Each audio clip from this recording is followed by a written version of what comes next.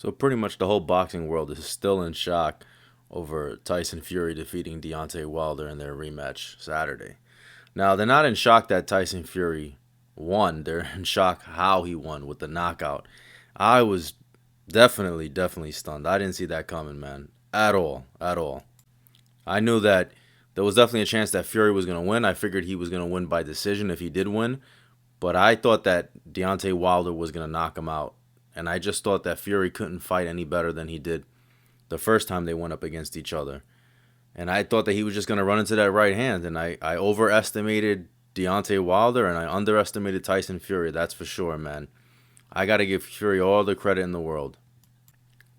He went out and did exactly what he said he was going to do. He came forward and he bullied the bully. I thought him putting on all that weight was going to slow him down. He wasn't going to have any stamina. But boy, was I wrong. And I thought that, Deontay going up to 230 was probably a mistake, man. He looked really slow. He looked like he had cement in his shoes. It looked like he had no legs. I don't know. I don't know what was going on exactly with him. But I've never seen Deontay like that. Deontay usually bounces. He wasn't bouncing around. Unless that shot just took something out of him, took his legs out. I don't know, but he just did not look the same to me. And Fury just dominated him. It was bad. The first two rounds I actually split. I gave Deontay the second round. I thought it was close though, but I gave him the second round. First round, that could have gone either way. But in the second round, he got caught on the ear, and from that point on, Deontay was finished. He had nothing left after that. And Wilder was just he just couldn't figure him out. He didn't know what to do, and he I hate to say it, but he really got exposed he got exposed to a degree because he didn't make any adjustments, and you could see he had no defense. When he was up against the ropes, it's not like he was rolling. Like a guy like Floyd, they'll use the shoulder roll, or Tony Douglas. I'm sorry, not Tony Douglas. James Toney, that could fight off the ropes, use defense, try to slip punches. Even Fury, for that matter, knows how to slip punches. He was just getting shot, and when he was going towards Fury, he was just marching in a straight line. There was no head movement. And he just kept getting battered. And every time that Fury landed, it hurt. It hurt Wilder. Wilder was never able to get full extension on his punches either. Because Wilder likes to come off that back foot and he lunges in. He was never really able to do that. And that's a credit to Fury, the way he crowded him. He was using a little bit of dirty boxing on the inside. He was hitting the back of the head. He was putting him in a headlock and, putting all his weight down on him. But it is what it is, and you have to be prepared. At that level, you've got to be prepared for somebody like that, But Fury, man, Fury just looked so much bigger than him too. That was the thing. When I saw them, he dwarfed him. For as tall as Wilder is, this guy is 6'9", 273, or maybe even a little bit more than that at the fight. Who knows? But he just dwarfed him, and it was just, it was sad to see him go out the way he went out. I mean, I give him credit though, because he was a warrior and he stayed in there fighting. He didn't quit. His corner eventually threw in the towel, which was the right move.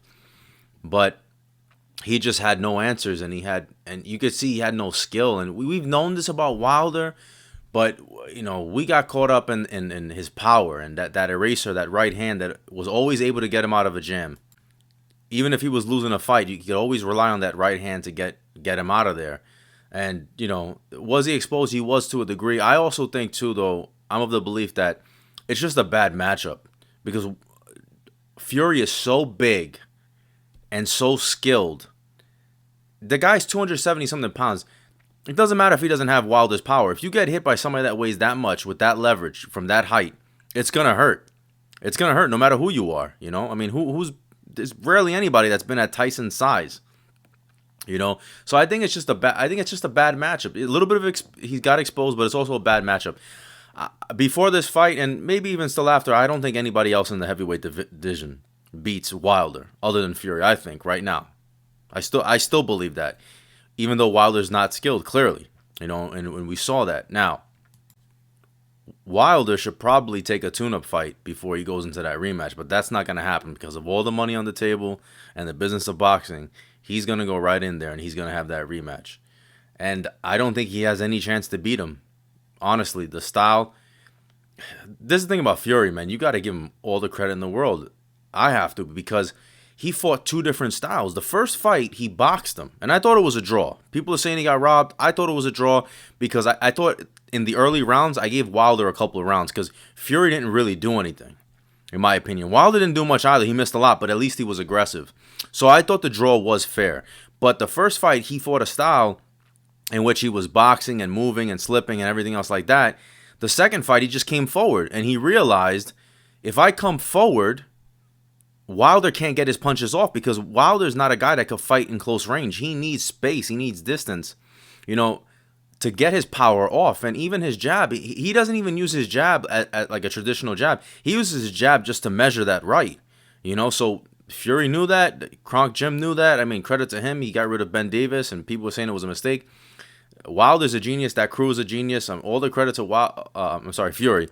Fury's a genius. All the credit to his team. And I think if he fights AJ, if Fury fights AJ, he's going to smash him. I don't think there's any chance that AJ can beat him. Anthony Joshua cannot beat him, especially based on the way he fought Ruiz. Now, listen, I give AJ credit for changing and for boxing. But every time Ruiz hit him, that second fight, the few times he did, he hurt him. You could see he was rattled.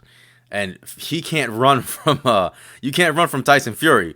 You saw that. He's gonna march forward. He's bigger than AJ, and I think he's gonna smash. I think he beats him in like 4 or 5 rounds. Honestly, I think he gets him. He gets him out of there. Personally. So those are just my thoughts on the fight, on the rematch. So like, comment, share, subscribe. This is Mike from Bensoners. Keep banging.